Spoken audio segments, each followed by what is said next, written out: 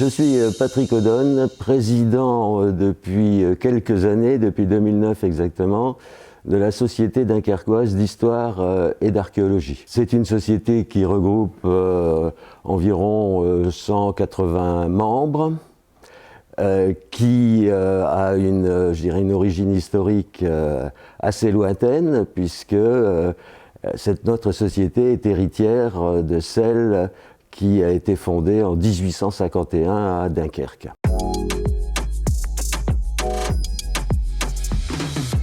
La fonction des archives, c'est pour nous, chercheurs, parce que nous avons pas mal de chercheurs parmi nos adhérents, nos membres du conseil d'administration, c'est la ressource essentielle.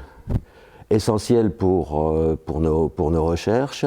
Sans les archives, on ne pourrait pas écrire, on ne pourrait pas redécouvrir le passé de Dunkerque et surtout innover par rapport à ce qui a pu être écrit précédemment. Quand nous venons aux archives, nous explorons les dossiers, ces dossiers qui constituent en quelque sorte la mémoire à la fois d'une ville, d'une agglomération, d'un territoire qui a pesé dans l'histoire de la France.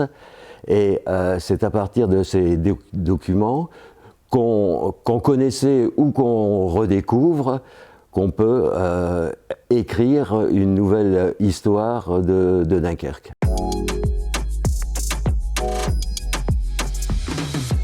L'archiviste a une fonction essentielle parce que c'est lui qui fait le lien entre la société d'histoire et les archives et son fonds d'archives. C'est lui qui connaît son fonds d'archives. C'est lui qui peut nous orienter dans le choix des documents à consulter. Et il joue un rôle essentiel. Et son personnel également joue un rôle essentiel. Ce ne sont pas des boîtes d'archives qu'on nous transporte et qu'on nous amène sur une table.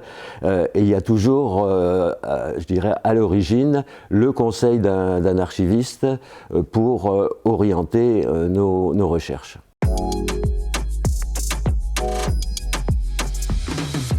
Cette préservation des archives, elle peut être un acte engagé, surtout quand nous alertons par exemple l'archiviste sur l'existence de fonds qui risquent de disparaître, qui ne sont pas des fonds publics mais des fonds privés, et en fonction de l'intérêt qu'ils représentent, c'est un engagement qu'on prend finalement pour la mémoire d'une agglomération.